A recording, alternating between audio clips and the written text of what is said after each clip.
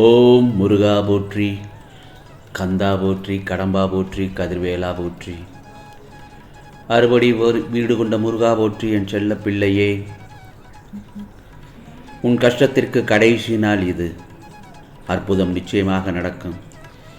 இதை ஒரு முறை கேள் என் செல்லமே. இது சிறுவாபுரி முருகனின் உத்தரவு.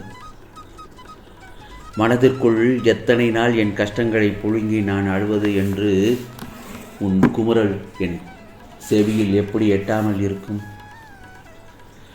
உனது வழிகள் எல்லாம் பறந்து போகும். அவைகள் உன்னை முள்போல் குத்தும் அளவிற்கு இருக்கலாம். ஆனால் அவற்றை அகற்ற இந்த முருகப்பெருமான் உன்னிடத்தில் இருக்கின்றேன் என்பதை மட்டும் மறந்து விடாதே.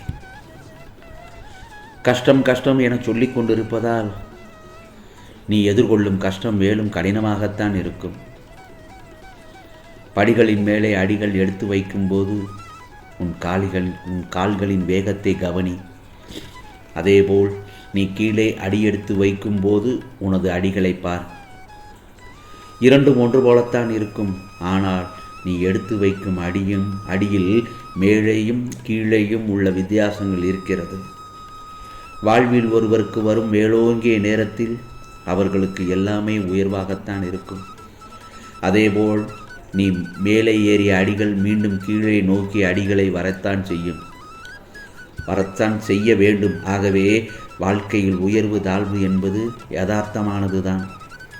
ஆனால் அதை புரிந்து நீ எடுக்கும் அடிகளில் உன் பலத்தை சோதிக்கும் அளவிற்கு கஷ்டமான நேரங்கள் வந்தாலும் அதை தாண்டி அடிகள் எடுத்துத்தான் வைக்க வேண்டும். வாழ்கின்ற வாழ்க்கை ஒரு வட்டத்தின் வடிவம்தான். அதனுள் நாம் இட்டுக்கொள்ளும் அளவுகோல் என்பது நம்மை எச்சரிக்கை அபாயமணிதான். போகும் அடிகள் சரிதானா, அவைகள் உன்னை கொண்டு போகும் திசைகள் எல்லாம் சரிதானா என்று உன் மனதில் இடும் எச்சரிக்கை மணியாய் இந்த முருகப்பெருமானின் குரல் உனக்கு இருக்கும். அப்படித்தானே?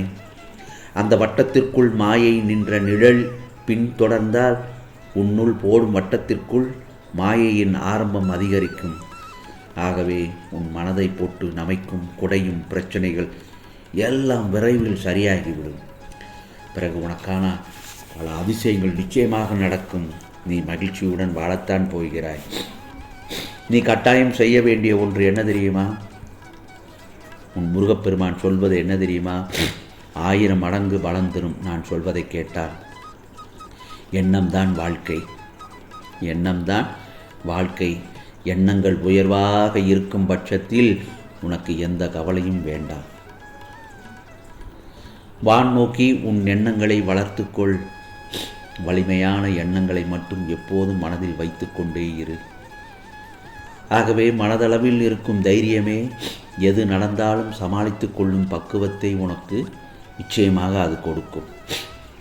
நம்பிக்கையோடு நீ செய்கின்ற அனைத்து காரியங்களுக்கும் உனக்கு நல்ல பலன்களை கொடுக்கும். என் செல்லப்பிள்ளையே, வாழ்க்கையில் நிறைய சோதனைகளையும் வேதனைகளையும் சந்தித்த மனிதனே பெரிதாக சாதித்திருக்கின்றான். உனக்கு எதிராக யார் எதை செய்தாலும் அவர்களை கடிந்து கொள்ளாதே. உன்னை பேசியதின் பலனை நிச்சயம் அவர்கள் அணிவிப்பார்கள். உனக்கான வெற்றியை நீ அடைய வேண்டுமென்றால் சில தோல்விகளையும் கஷ்டங்களையும் நீ கடந்து செல்லத்தான் வேண்டும். கர்மாவின் வீரியம் குறையும் வரை கொஞ்சம் பொறுமையாகத்தான் இரு. உன்னுடைய பெரும்பாலான காரியங்களுக்கு தோல்விக்கு காரணம் உன்னுடைய தயக்கம்தான். இதுதான் உனக்கு கிடைக்க வேண்டியதை தடுத்து விடுகிறது. நான் சொல்வது உனக்கு புரிகிறது அல்லவா? ஆகவே இந்த முருகப்பெருமான் சொல்வது என்ன தெரியுமா? எதையும் முயற்சி செய்து கொண்டே இரு. நாளையே அதற்கான கைதட்டல் நிச்சயமாக கிடைக்கும். இந்த முருகப்பெருமானின் பாதங்களை இறுக பற்றிக்கொள். உன் பாவங்களை நான் போக்குகின்றேன். அதிர்ஷ்டம் உள்ளவர்களுக்கும் பாவங்கள் நீங்க பெற்றவர்களுக்கும் முருகப்பெருமானை வழிபடும்போது கிட்டுகிறது. நிச்சயமாக நீ கட்டாயம் செய்ய வேண்டும் ஒன்று என்னவென்றால், அற்புத பலன்களும் தரும் விரதத்தை விதிமுறைப்படி விரதம் இருந்தால் நிச்சயமாக விரும்பிய எண்ணங்கள் உனக்கான நிச்சயமாக முருகப்பெருமான் நிறைவேற்றி தருவேன். கண்டிப்பாக நிறைவேறும். நல்ல பலன்களை தரும். இது நான் சொல்லும் சத்திய வாக்கு, என்னுடைய பிள்ளைக்கு நான் சொல்லும் அருள் வாக்கு. அதேபோல்தான் என் செல்ல பிள்ளையே, நீ வாழும் வாழ்க்கைக்கு ஒரு நல்ல அர்த்தம் வேண்டாமா? வாழ்க்கையில் எவ்வளவு நம்பிக்கையுடன் முன்னேற முயற்சி செய்தாலும் ஏன் உன்னால் வெற்றி அடைய முடியவில்லை என்பதற்கு முக்கியமான காரணங்கள் என்ன தெரியுமா?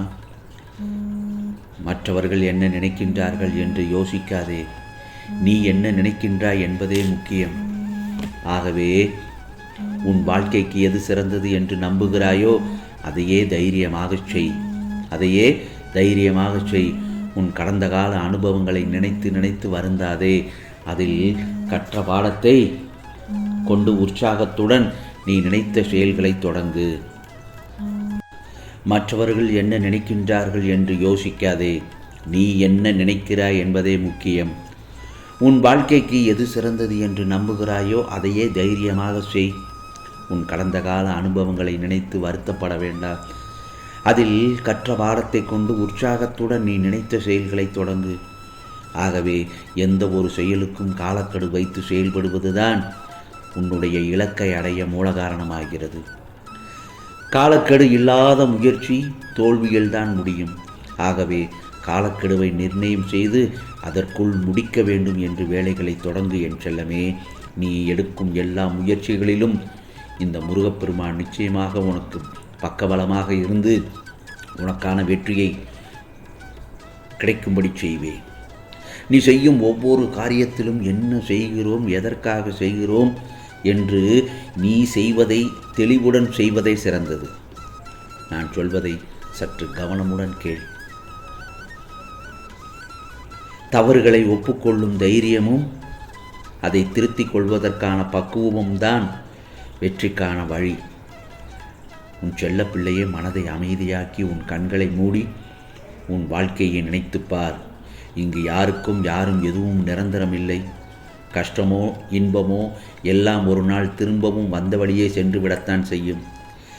எதிர்காலத்தில் உன் வாழ்க்கை எப்படி இருக்க வேண்டும் என்று கனவுகளை உன் மனதில் அழகாக கோட்டை கட்டி வைத்துள்ளாய். அந்த மாளிகையில் உள்ள அனைத்து உறவுகளும் எப்படி இருக்க வேண்டும் என்ற உன் எதிர்பார்ப்புகளும் அவர்கள் இன்னும் உன் சொந்த உறவுகளாகவில்லை. ஆனால் அவர்களை எப்படி பார்த்து கொள்வது என்று உன் மனம் நினைக்கும் அளவில்லாத எண்ணத்தை இந்த முருகப்பெருமான் நான் அறிவேன். ஆகவே நீ நிறைய நல்லது செய்ய நினைக்கின்றாய், நல்ல வழியில் செல்கிறாய். ஆனால் உனக்கு தேவையில்லாதவர்கள், ஆகாதவர்கள், எதிரிகள் பொறாமைப்படுகிறார்கள். முக்கியமாக உன்னை அழ வைப்பவர்கள் தடைக்கற்களாக உள்ளார்கள். கலங்காதே. அவர்களின் ஆட்டத்தை எல்லாம் இந்த முருகப்பெருமான் எப்படி அடக்க வேண்டும் என்று நான் பார்த்து கொள்கிறேன்.